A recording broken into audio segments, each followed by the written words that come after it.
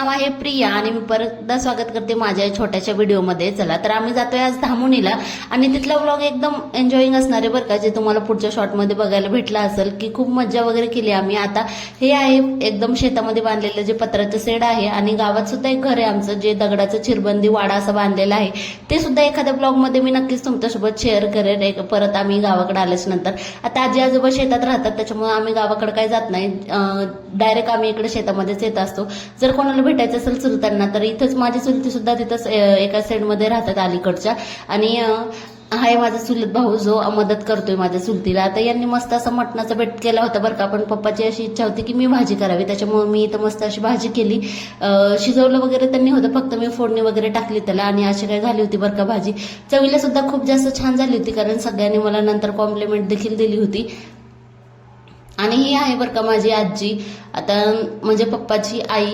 आणि इथं बहिणीचं वगैरे चाललं होतं सगळं काम आवरायचं. आता तिला थोडासा दमायचा प्रॉब्लेम असल्यामुळं आता भरपूर असा पसारा वगैरे होतो इथं.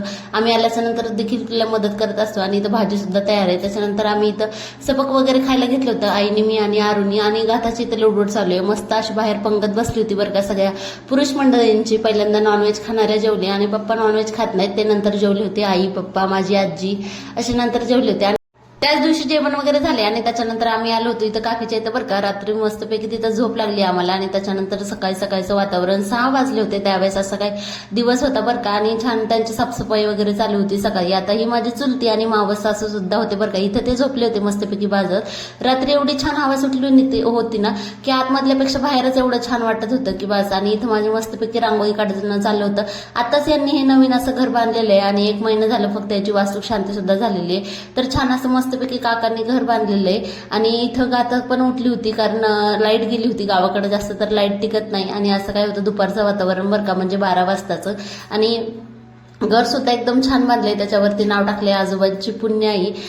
प्रत्येकाची एक इच्छा असते म्हणजे काही ना काहीतरी नाव टाकायचे, तसं त्यांनी नाव टाकले. इथं माझं आवरायचं वगैरे चाललं होतं, छान अशी आंघोळ वगैरे केली आणि इतकं मस्त वाटत होतं ना खरंच, एकदम मोकळी हवा. तुम्ही केस बघू शकता किती उडताय, की इतकी छान अशी हवा सुटली नाही इथं आणि शेतामध्ये. त्याच्यानंतर मग इथे दिदीची हे टाकली होती लग्नाची, जी पेंढराळ टाकला होता आणि तेच बघायचं काम झालं होतं आमच्या सगळ्यांचं. गाथा माझ्याकडेच होती आणि आवरल्याच्या नंतर आम्ही दोघी जणी अशा काय दिसतोय, पण तिला थोडीशी सर्दी झाली त्याच्यामुळे चेहरा खूप जास्त उतरलेला दिसतोय. हे आहे काकींचं किचन आणि अजून भरपूर असं पसारा त्यांचा बांधायचा राहिलेला आहे, म्हणजे रॅक वगैरे ड्रिल मशीन आणून बरंच सेटअप करायचं राहिलं आहे. त्याच्यानंतर आम्ही गेलो होतो गाथाची हे करण्यासाठी, सटवाई करण्यासाठी. आता जी सासरची सटवाई आहे ना ती तर माझी झालेली आहे, म्हणजे तिच्या गावची, आणि ही माझ्या माहेरची सटवाई आहे. इथं नानी आली होती आमच्यासोबत, म्हणजेच माझी चुलती, आणि तिला सगळ्या गोष्टी माहित आहेत ना, त्याच्यामुळे तिला घेऊन आलो होतो आम्ही. तिने सगळी पूजा वगैरे मांडली ना, आम्ही फक्त तिथं दर्शन वगैरे घेतले. गाथाला सुद्धा शिव पण आला होता, वहिनी, शिव, भैया, मी आणि अमर, नानी आणि नाना असे आम्ही सगळेजण मिळून आलो होतो इथं पूजा करण्यासाठी. आता नानीची छान अशी इथं पूजा चालू आहे बरं का, पण इथं सावली तर अजिबात नाही बरं का बसायला, सगळीकडे ऊन जास्त लागत होता. तर गाडी आणली होती अर्ध्या रस्त्यापर्यंत आणि त्याच्यानंतर आम्ही चालत होतो, त्याच्यामुळं गाथाचे जे गाल आहेत ना एकदम लाल असे झाले होते, एकदम टमाट्यासारखे. एवढं गावाकडे ऊन आहे आणि एकदम मोकळं वातावरण असल्यामुळे असं वाटतं खूप जास्त ऊन आहे. काय की आता एका साईडची सटवाई तर झाली, आता ही दुसऱ्या साईडची सटवाई चालू आहे बरं का. म्हणजे 2 सटवाई आहेत माझ्या माहेरच्या आणि ते करायच्या. आणि ते त्याचा म्हणजे जी गावाकडची सटवाई केली ना आम्ही खरवायचं, त्याचा ब्लॉग मी ऑलरेडी अपलोड केलेला आहे, तुम्ही नक्की जाऊन बघा तो सुद्धा कसं झालेला आहे. आणि त्याच्यामध्ये मी पूर्ण अशी डिटेलमध्ये माहिती सांगितलेली की सटवाईची पूजा सुद्धा कशी करतात, ते नक्की बघा. आता इथली सटवाई तर झालेली आहे आणि दोन्हीकडच्या सटवाई सुद्धा झाल्या. आता मी परत तिकडे जाणार आहे, म्हणजे घरी जिथं होतं तिथं. आता त्यांचा स्वयंपाक वगैरे झाला होता, पण मी सटवाई करायची त्याच्यामुळे आमचे जेवण हे बाकी होते, ते घरी गेल्याच्या नंतर जेवण सुद्धा करायचे होते. आता इथं मस्त छान अशी सटवाईची पूजा देखील झाली. झालं पिलू आरू पाया पडत इथं डोकं ठेवून पाय इथं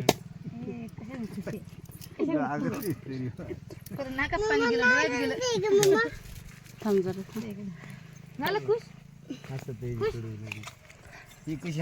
तिकडून पूजा वगैरे करून आल्याच्या नंतर मी छान असं जेवण केलं घरी, मस्त असं स्वयंपाक केला जो मिनी ब्लॉग मध्ये मी दाखवलेला आहे.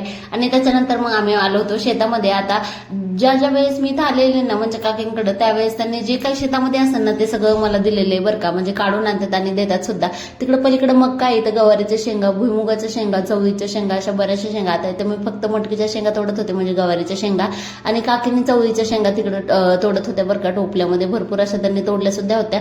आणि नंतर भुईमुगाच्या शेंगा देखील तोडून इथं झाडाखाली बेलताची टाकली होती आणि आईने त्याच्यात हे करून दिले. आता जोपर्यंत मी तिकडून जाऊन येते ना पूजेवरून, तोपर्यंत आईने शेपूची भाजी सुद्धा होती शेतामध्ये, ती निसून वगैरे ठेवली होती मला देण्यासाठी एका पिशवीमध्ये घालून. सगळा जो बाजार आहे ना तो व्यवस्थित भरला. आणि आता संध्याकाळच्या टाइमला आम्ही निघणार आहेत लगेच देहूला जाण्यासाठी. आता जे बाजारातून आणलेलं माळवं असतं ना त्याची चव सुद्धा अशी लागत नाही बरं का. ही जी गावरान सगळी चव असते ना एकदम छान लागते.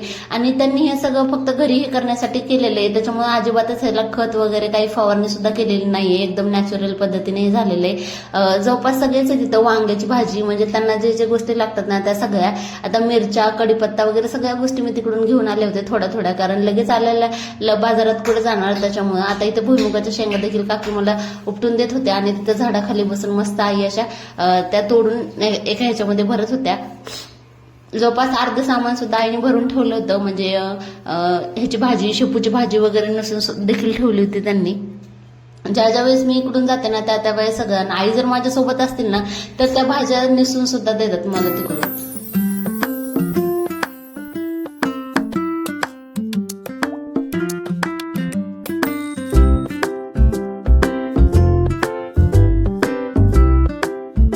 मला इथून काय काय शिदोरी दिली ना बांधून, ते तुम्हाला पुढच्या व्हिडिओमध्ये मी दाखवेलच. तिथे देहूला गेल्याच्या नंतर त्याचा सुद्धा व्हिडिओ बनवलेला आहे मी.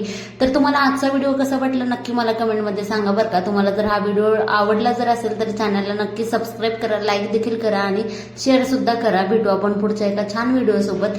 तोपर्यंत धन्यवाद मंडळी.